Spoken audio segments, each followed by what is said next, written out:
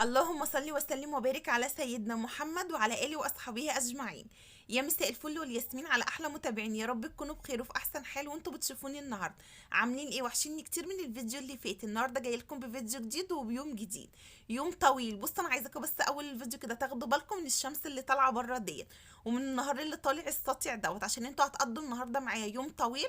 حابه بس قبل ما ابتدي معاكم الفيديو، قبل ما اقول لكم انا جايه لكم بروتين جديد، عايزاكم بقى تعملوا كوبايه شاي او كوبايه نسكافيه وانتوا بتتفرجوا على الفيديو دوت، لان انا هقضي معاكم يوم طويل وهيكون اليوم كله تقريبا معاكم. يعني أنا زي ما قلت لكم خدوا بالكم بس ان النهار كده طالع والشمس طالعه، ولسه بقى هتكملوا معايا الفيديو. طبعا بقى زي ما قلت لكم الفيديو طويل النهارده، بس مليان حاجات كتير ومليان تفاصيل كتير قوي هعملها معاكم.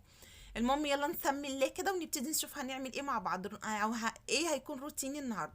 روتيني النهارده بقى كده مليان حاجات كتير ومليان تفاصيل كتير زي ما بقول لكم. النهارده بقى نويت كده والنيه لله ان انا هقوم على الريسبشن. كنت مبيته له صراحه من بالليل كده، قلت الصبح بقى ان شاء الله باذن الله، زي ما انتم عارفين ان انا بحب أو يعني اقول تاني يوم انا هقوم اعمل ايه، وطبعا بقدم مشيئه ربنا، يعني بقول ان شاء الله. بكره هقوم اعمل مثلا عايزه اعمل ايه في الشقه، عايزه ارتب ايه، عايزه انظم ايه. وده بيكون بالنسبه لي احسن وافضل، يعني افضل بالنسبه لي ان انا ببقى عارفه هقوم اعمل ايه وايه اللي المفروض ان انا هعمله قبلها. طبعا بيوم بكون مجهزه بقى ان الشقه كلها تكون نظيفه، عشان خاطر ابقى يعني فاضيه بس للمكان دوت، او فاضيه للي انا عايزه اعمله. فطبعا النهارده بقى كان يعني اليوم اللي انا كنت بعمل معاكم في الروتين دوت، كنت عايزه ان انا اغير الستاير بتاعتي.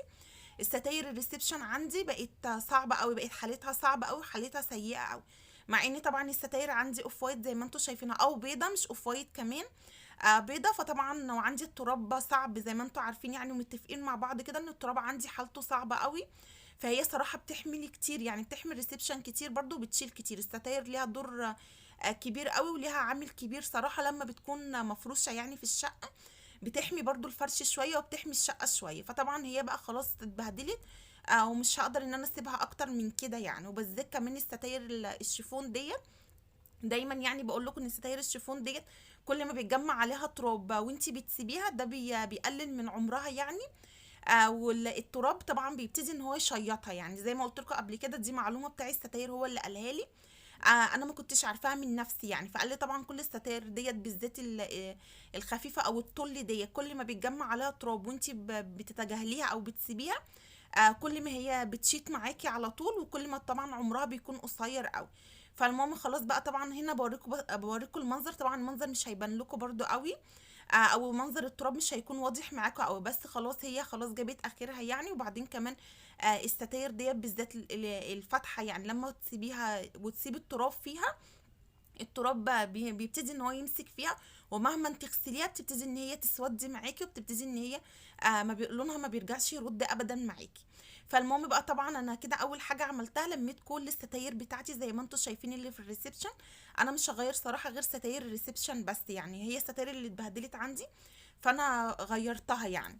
فالمهم طبعا لميت كده الاول، حبيت ان انا ابتدي بس الروتين بتاعي ان انا لميت الستاير زي ما انتم شايفين كده، وحبيت عشان خاطر ان انا احطها في الغساله على طول، لاني ما كانش هينفع ان انا اسيبها بره، يعني طبعا مطربه قوي ومتبهدله زياده عن اللزوم. وبعدين انا مش حابه ان التراب بتاعها دوت يبهدل لي السجاده عندي، او ان انا احطها في مكان صاروخ. فطبعا بقى لميت الستاير كلها وحطيتها بقى دوره في الغساله كده. طبعا انتوا عارفين كمان عشان خاطر انا بغسلها مرتين، يعني انا بغسل الستاير بتاعتي مرتين. اول مره بنزل بس منها التراب على البروجرام البسيط دوت، بنزل منها التراب عشان ما ينفعش اغسلها طبعا بالتراب بتاعها دوت. مهما غسلتها بالتراب دوت عمرها ما هتنضف معايا. طبعا انا على طول باكد عليكم على المعلومه ديت، عشان خاطر يعني كلنا يعتبر البيوت كلها بقت فرشه نفس الستاير ديت.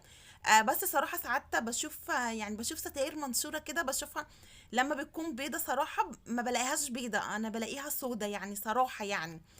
بلاقيها سودا يعني ساعات وانا مع يعني بكون ماشيه كده، او يكون حد ناشر الستاير بتاعته في البلكونه، ببص لها كده بلاقي اللون الابيض ده بقى اسود يعني تقريبا. فصراحه المنظر ده بيضايقني قوي، يعني بحس اني الستاير كده خلاص بتبقى عايزه تترمي انا بالنسبه لي. فطبعا يعني بحب على طول ان انا اقول يعني المعلومه ديت، لعل وعسى ممكن حد يستفاد منها، ان الستاير ديت اهم حاجه ان هي تتغسل مرتين. اول مره ان انت تنزلي منها الترابه، يعني كل التراب اللي فيها دوت بشويه اريال بس، يعني ما تحطيش اكتر من كده. طبعا اي مسحوق انت بتستخدميه وبلاش ان احنا ننقع الستاير بتاعتنا ديت بره. يعني برضو بشوف ناس ساعات بيمسكوا الستاير ديت عشان يوفروا، يعني ان ما يغسلوهاش مرتين او دورتين في الغساله، بيبتدوا ان هم ينقعوها بره في بشويه اريال عادي وكده. طب ما انت لما هتنقعيها بره بشويه اريال هتبتدي ان هي كل الترابه ديت تنزل مثلا في الطبق او في البانيو او في اي حاجه انت نقعاها فيها، وتبتدي ان هي بتشرب من نفس الترابه ديت تاني، يبقى ما عملتيش اي حاجه.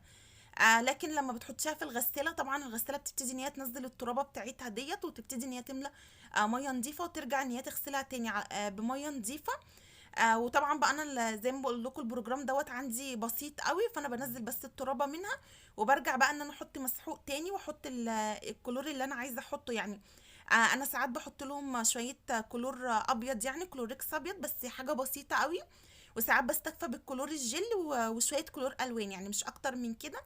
دي الدورة التانية يعني ليهم، عشان خاطر ينضفوا ويزهزهوا معايا ويبقوا زي الفل. المهم بقى خلاص انا حطيتهم كده، طولت عليكم معلش. المهم بقى حطيتهم يعني في الغسالة كده وسبتهم بقى يعني يتغسلوا كده عقبال انا ما اخلص. طب هعمل ايه بقى؟ طبعا طلعت بقى للريسبشن زي ما انتم شايفين. جبت بقى المكنسة بتاعتي، عشان انا زي ما بقول لكم مش عايزة اطرب الدنيا. وبعدين كمان عشان خاطر السجاد مفروش، دي اول حاجة. وبعدين تاني حاجة الانتريه عندي كان محتاج ان هو يتعمل بالمكنسة يعني. لو انتم ملاحظين طبعا عليه تراب كتير قوي، لو انتم واخدين بالكم من الايد اللي هناك دي هتحسوا ان المكان اللي كنت حاطه فيه منديل نضيف، والمكان اللي مش حاطه فيه منديل هتلاقوه عليه التراب، يعني هو مرسوم كده. يعني انا عندي التراب صراحة بيكون مرسوم. فالمهم بقى قلت لا ما بديهاش، يعني محتاجه انا صراحه امسك الانتريه بتاعي كله، ان انا هعمله بالمكنسه. يعني كان انسب وقت صراحه ان انا اعمله بالمكنسه. زي ما بقول لكم عشان خاطر ما طربش الدنيا، وعشان خاطر السجاد بتاعي ما يتبهدلش والدنيا ما تتبهدلش. ومع اني طبعا انا لسه ماسحه الريسبشن، وكنت عاملاه تنظيفه عميقه قوي يعني، ومسحاه ومنضفه ومنفضه يعني السجاد بتاعه وكده. فطبعا مش حابه ان انا صراحه اطرب الدنيا. وبعدين كمان عشان انا خاطر فرش الشقه، يعني الشقه عندي مفروشه. فطبعا التراب دوت هيبتدي ان هو يخش لي الاوض، وهيخش لي في اماكن تانية، يبقى انا ما عملتش حاجه. فطبعا اسلم حاجه بقى في الوقت دوت كانت المكنسه. يعني المنجزه صراحه بالنسبه لي بتكون المكنسه.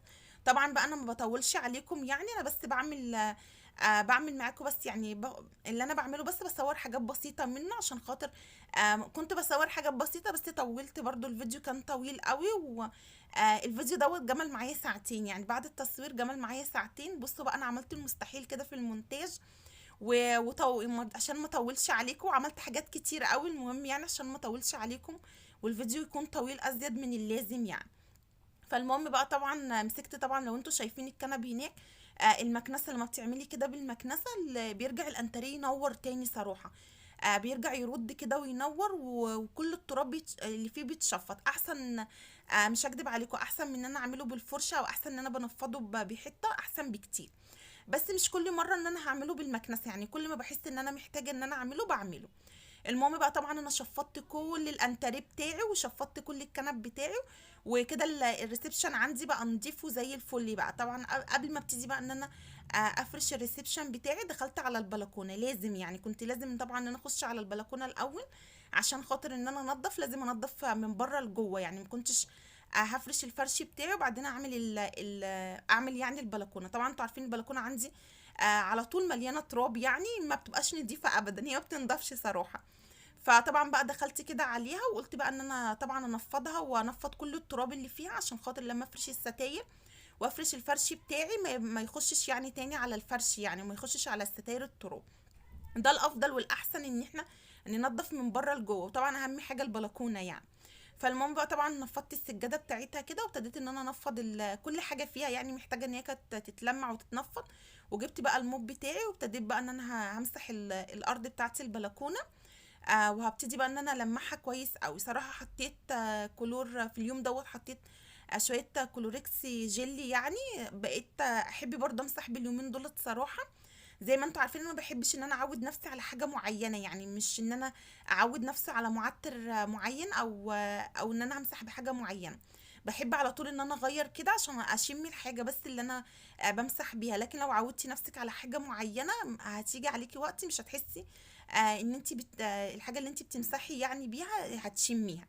فالمهم بقى طبعا حطيت شويه كلور جل. اليومين دولت انا معتمداه، يعني زي ما بقول لكم بيلمع معايا السيراميك. طبعا هتشوفوا معايا دلوقتي وانا بعد ما انشف يعني الارض.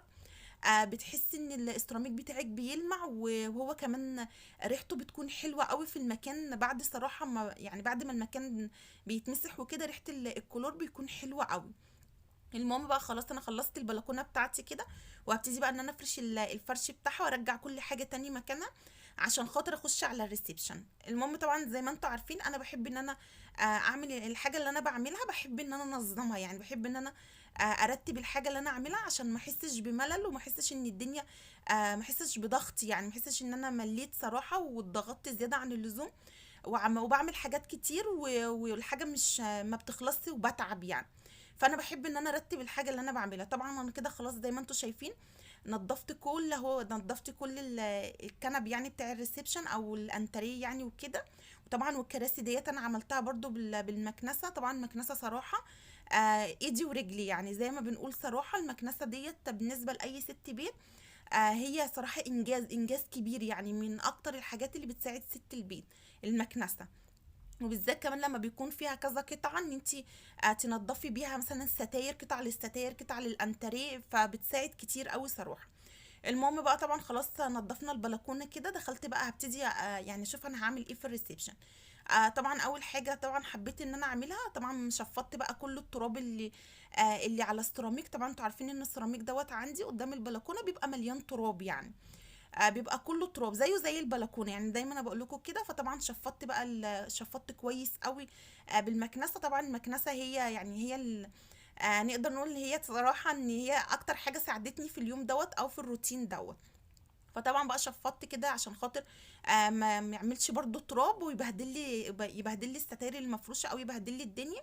فطبعا اكتر حاجه صراحه تساعدك في الموضوع دوت هي المكنسه. شفطت التراب كويس قوي، وبعدين جبت الموب بقى بتاعتي وهبتدي ان انا المع المكان دوت قبل ما افرش طبعا الستاير بتاعتي. ولمعت طبعا معايا زي ما انتم شايفين، لمعت باب البلكونه يعني. ويبقى المكان دوت نضيف معايا، وما بقاش فيه اي تراب خالص. طبعا لمعت عشان خاطر عملته بالموب، يعني عشان خاطر بقى لما افرش الستاير يبقى المكان كمان نضيف معايا يعني، والستاير بتاعتي افرشها على نظافه وما تتبهدلش. هنا بقى جبت الستاير التانية، انا عندي طقم تاني، انتوا عارفين ان انا عندي طقم تاني يعني لما اشيل الطقم دوت بفرش يعني بفرش الطقم دوت من باب التغيير، ومن باب ان انت يكون عندك زي ما قلت لكم الفيديو اللي فات، يعني من باب التغيير ومن باب كمان ان انت يكون عندك حاجة لما الستاير تتبهدل يبقى عندك حاجة تانية بديل ليها، يعني تقدري ان انت تغيري. بصوا انا عندي كل حاجة صراحة بديل ليها الا السجاد. ما اعرفش ليه، ما تسالونيش، ما بحبش غيار السجاد، ما بحبش غيار تاني للسجاد. يمكن عشان انا ما بحبش الكركبه صراحه، وما بحبش ان انا الاقي سجاد كده محطوط جنب الدواليب وفوق الدواليب، ما بحبش صراحه الحاجات ديت ابدا. والسجاد اللي بيتحط تحت المراتب وكده الغيارات يعني طبعا في ناس كتير قوي بتعتمد موضوع الغيارات ان هي تشيل سجاده وتحط سجاده، الا انا مش عارفه ليه صراحه. يعني كل حاجه بتهاون فيها، وكل حاجه عندي غيارات تاني ليها الا السجاد. مش عارفه دي ميزه ولا ده عيب صراحه فيا. بس انا ما بحبش كركبه السجاد ابدا، وما بحبش انا الطقم التاني بتاع السجاد ده، بحس ان هو بياخد مكان في الشقه كده، وبيديني صراحه منظر مش لطيف كده، منظر مش مريح بالنسبه لي. المهم ده بالنسبه لي، يعني انا لما بقول على حاجه او بقول يعني ما بحبش حاجه، انا انا ما بحبهاش، لكن مش معنى ان انا بقول كده معنى ان انا مثلا لما حد يكون بيحب حاجه يبقى انا بقول له كده مش حلوه، او ان انا بنتقده. لا، انا بقول على حاجه انا ما بحبهاش يعني. ما بحبش يعني انا ما بحبش موضوع السجاد دوت. لكن طبعا في ناس كتير قوي بتعتمد ان يكون عندها غيار تاني وغيار صيفي وغيار شتوي. فده على حسب ما يعني كل حد فينا بيرتاح، او على حسب راحة كل حد فينا. المهم بقى طبعا انا فرشت الستاره كده ورتبت الستاره التانية بتاعتي، وابتديت بقى ان انا ارجع الكراسي. طبعا زي ما قلت لكم عملتها بالمكنسه برضو. الكراسي ديت عملتها كويس قوي ونفضتها كويس قوي صراحه، رجعت تلمع كده معايا ورجع شكلها يرد كده معايا. المهم بقى طبعا قبل ما ارجع بقى المشايه بتاعتي، عملت برضو بالموب تاني ونضفت من تحت السجاده تاني، ورجعت بقى يعني الكراسي بتاعتي حطيتها كده. كده بقى خلاص. طبعا انا هنا بقى فرشت برضو الكنبه ديت، بس ما عملتهاش معاكم عشان خاطر زي ما قلت لكم، يعني كان في حاجات كتير كنت بختصرها يعني. فالمهم بقى طبعا انا فرشت الفرش دوت. بصوا صراحه الكنبه شكلها رجع، يعني شكلها رجعت تنور كاني غسلاها. طبعا المكنسه صراحه زي ما بقول لكم بتفرق، يعني ان انا بعملها بالمكنسه صراحه، يعني اعمل الحاجه بالمكنسه او الانتريه بالمكنسه من كل فتره والتانيه. الموضوع بيفرق. يمكن ممكن يكون مش باين معايا قوي في الكنب الكشمير، لكن بيبان معايا في الكنب الزيتي. يعني انتوا عارفين طبعا، دايما متفقه معاكم يعني ان الحاجه الفاتحه ما بيبانش عليها التراب زي الحاجه الغامقه. فطبعا صراحه الكنب الزيتي دوت رجع نور معايا زي ما انتوا شايفين، ورجع رد معايا. موضوع صراحه ان انت كل فتره تعملي بالمكنسه دوت بيفرق كتير قوي قوي في موضوع ان انت بتشيلي التراب. طبعا في مكانس بقى طالعه جديده دلوقتي بشوفها يعني وبتفرج عليها. انا يعني انا صراحه اكتر، يعني انا مدمنه لاي حاجه صراحه بتنظف. يعني انا بحب الحاجات، بحب اتفرج على الريفيوهات مثلا المكانس اللي طالعه جديده، لاي حاجه طالعه جديده بالنسبه ان هي تخص النظافه يعني. بحب الحاجات ديت، او بحب اتفرج عليها وبحب ان انا اخد فكره عنها. ففي مكانس بقى جديده طالعه كده صراحه بتفرج عليها يعني. ان هي طبعا مكنسه بتغسل الانتريه وبتغسل السجاد مش عارفه انا قلت لكم عليها قبل كده، بس انا صراحه مبهوره بيها يعني. عجباني جدا وبتفرج عليها وبتفرج وهي بتغسل الحاجه وكده. بس مش عارفه صراحه يعني هي فعلا زي ما بيقولوا هي بتدي نتيجه كويسه وان هي بتنظف الحاجه، ولا هو ده بس عشان خاطر مجرد ريفيو كده. ما اعرفش صراحه، ما لقيتش حد كتير عندنا يعني في مصر جايبها وبيستعملها. فعشان كده انا مش واثقه في الموضوع دوت قوي. بس صراحه لما بتفرج وبلاقي ان هي يعني مثلا اللي بتستخدمها ان هي بتشفط الانتريه، او ان هي بتحط الصابون وبتنظف الانتريه والاماكن اللي فيها البقع وكده، صراحه الموضوع ده بيبهرني قوي وبيعجبني جدا يعني. المهم طبعا يعني لو دي موجودة وفعلا هي بتنظف كده فهتوفر كتير قوي صراحة، من ان احنا بقى نعمل خلطات ونفضل نجيب وندعك بالفرش وكده. فيا ريت الموضوع دوت يعني يكون حقيقي، يعني إن المكانس ديت ممكن تنظف السجاد وتنظف الانتريهات بالشكل دوت. المهم بقى طبعا خلاص انا كده خلصت الجزء. طبعا بقى انا عملت بعمل جزء جزء، لاني زي ما بقول لكم في حاجات كتير قوي زي ما انتم شايفين انا بعملها في الريسبشن. يعني مش مجرد بس ان انا بغير الستاير او هغير الفرش وبس وخلاص زي ما بعمل معاكم في الروتين العادي. لا انا في حاجات كتير قوي هعملها في الريسبشن. وكده كده اصلا الريسبشن بياخد معايا وقت كبير قوي وبياخد مني مجهود كبير يعني عشان عقبال ما اخلصه وكده. مع اني بقى انا النهارده كمان هغير الستاير. مش هغير برضو الستاير بس، لا انا طبعا السجاد برضو ما انساهوش ان انا طبعا هشفطه، الفواصل هلمعها زي ما انتم شايفين. فده اللي خلاني ان انا عملته جزء جزء. يعني طبعا انا خلصت الجزء اللي هناك دوت. طبعا زي ما انتم شايفين عملته بالموب، يعني لمعت الفواصل بالموب. وابتديت ان انا شفطت السجاده بتاعتي بالمكنسه كويس قوي عشان احس ان انا خلصت حاجه يعني، او احس ان انا انجزت حاجه. يعني زي ما بقول لكم بحب ان انا اعمل الحاجه، بحب اني اشوف الحاجه بتخلص معايا او بتنتهي معايا، يعني بتبتدي ان هي تبان معايا. فالمهم ده طبعا بيشجعني، يعني ده صراحة بيشجعني لما بلاقي بعمل حاجة. طبعا بصوا انتوا شايفين الدنيا هناك متبهدلة ومتكركبة. وطبعا يمكن الكاميرا مش جايبه لكم كل حاجة. طبعا هي الكاميرا يعني ما بتغطيش مساحة كبيرة وما بتبينش كل حاجة قوي. بس طبعا الدنيا هناك مكركبة قوي في الجزء اللي هناك دوت. والجزء اللي هناك ده اصلا بيبقى فيه تفاصيل كتيرة قوي. فخلاص بقى انا خلصت هنا. وطبعا جيت برضو هنا فرشت الكنبتين دولت زي ما انتوا شايفين يعني. فرشتهم وخلصت منهم. هبتدي برضو ان انا بالمكنسه بتاعتي كده كنست السجاده برضو كويس قوي، وبرضو شفطت الارض عشان خاطر لو في تراب ولا في اي حاجه. طبعا زي ما قلت لكم المكنسه يعني ساعدتني كتير عشان خاطر ان انا برضو اقدر ان انا اشفط التراب الناعم دوت، والتراب ما يبهدليش بس الفرش تاني او ما يبهدليش الكنب تاني. المهم بقى طبعا وجبت الموب بتاعتي. يعني انا حاطه الموب وحاطه المكنسه جنبي والسلم محطوط هناك عندي دوشه كده. المهم طبعا هبتدي برضو ان انا اعمل تحت الكنب هنا، يعني هعمل برضو تحت الكنب كويس قوي عشان خاطر في تراب في اي حاجه. وابتدي برضو ان انا المكان دوت هلمعه. يعني انتوا عارفين السجاده اللي في النص ديت بتكون سهله عليا قوي صراحه ان انا اشيلها، يعني زي ما انتوا شايفين. فطبعا كنستها كويس قوي وشلتها. وهبتدي برضو ان انا المع المكان دوت. وهبتدي ان انا ارجع السجاده بتاعته يعني. ويبقى انا كده خلاص خلصت من الجزء دوت. والجزء دوت كمان انا حبيت زي ما بقول لكم، حبيت ان انا النهارده الريسبشن بتاعي يعني على اجزاء. يعني حبيت ان انا اقسمه على 3 اجزاء كده عشان خاطر يعني اخلص على طول واشجع نفسي يعني. المهم بقى خلاص خلصت الجزء كمان اللي هناك دوت، وهبتدي بقى هنا اجي هنا بقى للجزء هنا. اول حاجه حبيت ان انا اعملها عشان اخلص منها، حبيت ان انا اركب الستاير. طبعا ركبت الستاره اللي هناك عند الباب ديت مع نفسي، وابتديت بقى ان انا اجيب الستاره ديت هركبها عشان خاطر يبقى انا خلصت الستاير، وانزل بقى اشوف اللي ورايا يعني في المكان دوت. المهم طبعا انا ما كانش يعني الريسبشن عندي صراحه كان محتاج مني ان انا اعمل كده. وطبعا انا جزأت شغل الريسبشن صراحه، جزأته على مرتين. ان انا مره مسكته نضفته زي ما انتوا شفتوا معايا في الفيديو، معرفش في انهي فيديو يعني، في فيديو فات بس مش من بعيد قوي يعني. مسكته طبعا ونفضت السجاد بتاعه ومسحت الارض ويعني عملت له تنظيفه عميقه هو والبلكونه.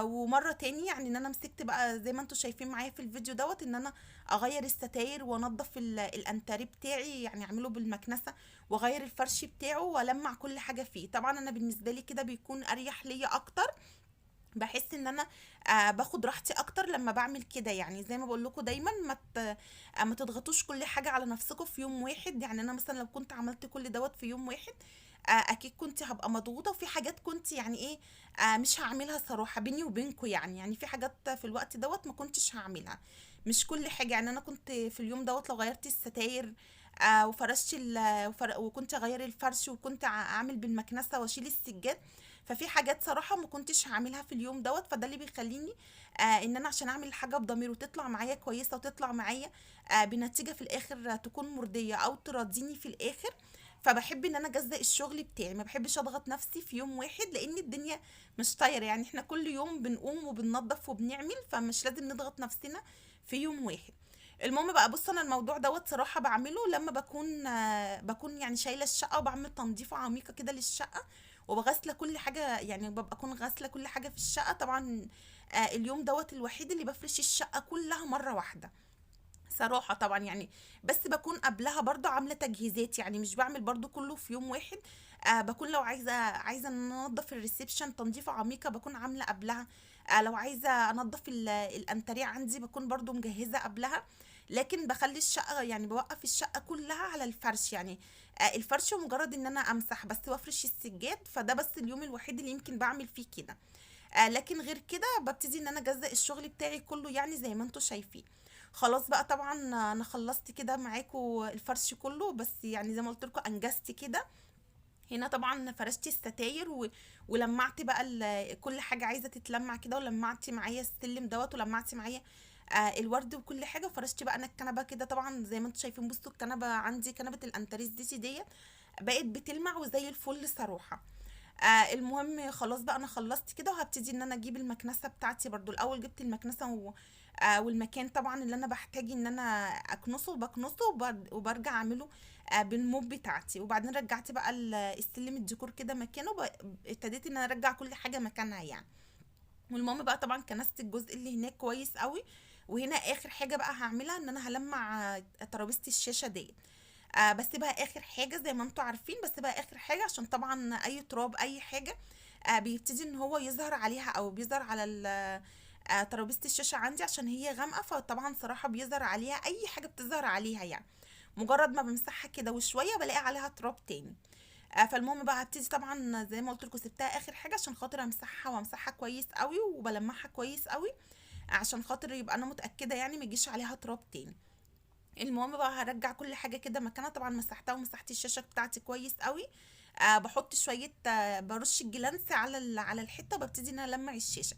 لكن مش برش الجلانس مباشره على الشاشه عشان ده غلط يعني.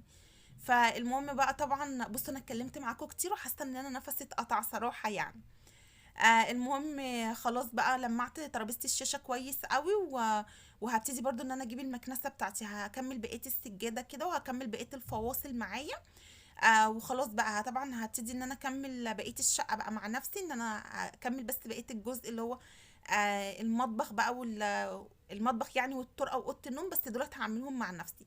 زي ما بقول لكم طبعا طالما شغلت المكنسه لازم اشفط الشقه كلها يوميا كده، الشقه بتاعتي لازم تتشفط. المهم بقى طبعا خلاص شفطت بقى كده وشلت المكنسه، والحمد لله يعني زي ما انتم شايفين الدنيا بدأت تروق كده ويعني والمكان صراحه بدأ يظهر، يعني نظافته بدأت تظهر. خلاص بقى هبتدي ان انا امسح الباب بتاعي، برضو مش هنسى الباب، يعني مش معقول ان انا بعد ما عملت كل دوت انسى باب الشقه. هلمع برضو باب الشقه معايا كويس قوي، بلمعه بالجلانس، يعني صراحه انا بعتمد الجلانس على طول يعني. بحس ان هو بالنسبه لي بيكون اسهل كده وعلى طول في ايديا، فانا بلمعه، اي حاجه بلمعها بالجلانس صراحه. فالمهم بقى طبعا هلمع كده الباب بتاعي كويس قوي من بره ومن جوه وكل حاجه فيه، عشان خاطر يبقى هو كمان نضيف وبيلمع وزي الفل. اخر بقى حاجه هعملها طبعا هجيب الموب بتاعتي بقى، وهبتدي ان انا امسح العتبه بتاعتي كويس قوي، وهبتدي ان انا امسح المكان دوت. ونفضت طبعا نفضت المشايه بتاعتي، وخلاص كده هبتدي بقى ان انا ارجع المشايه وارجع بقى كل حاجه مكانها كده، ويكون انا خلاص خلصت واكون خلصت يعني صراحه. هرجع بقى طبعا خلاص، هبتدي بقى ان انا احط انزل بقى الستاره بتاعتي، وهبتدي ان انا ارجع زي ما بقول لكم كل حاجه مكانها. ويبقى كده خلاص يعني خلصت بعد يوم طويل صراحه، وبعد مجهود جبار. دلوقتي طبعا هتشوفوا النتيجه في الاخر. طبعا النتيجه بالنسبه لي بتكون مرضيه، وبكون سعيده جدا في الاخر، على قد ما بتعب صراحه. وعلى قد اي ست بيت بتتعب، يعني مفيش حد يقول ان ستات البيوت ما بتتعبش، يعني كل الستات بتتعب صراحة، وربنا يقوي كل الستات يعني. ودايما بقول بالذات لما بيكون الستات معاها اطفال وتكون المسؤولية كاملة عليها، فكل صراحة كل التقدير للستات اللي بتكون شايلة مسؤولية بيت كاملة يعني. بيكون عليهم كل حاجة وكل المسؤولية، فطبعا المسؤولية بتكون كبيرة قوي. وكل التحية ليهم صراحة، يعني أنا صراحة بقدم لهم كل التحية من الفيديو دوت. المهم بقى طبعا خلاص خلصت كده، وابتديت بقى ان انا اعطر الريسبشن بتاعي وطفيت النور. وهنا بقى طبعا هعمل ايه؟ هنشر الستاير بقى. اخر حاجه هعملها في يومي هي ان انا هنشر الستاير. طبعا كانت وانا شغاله كده اول دوره، طبعا خلصت اول دوره ورجعت ان انا شغلت عليها دوره تاني، وخلاص كانت خلصت بقى.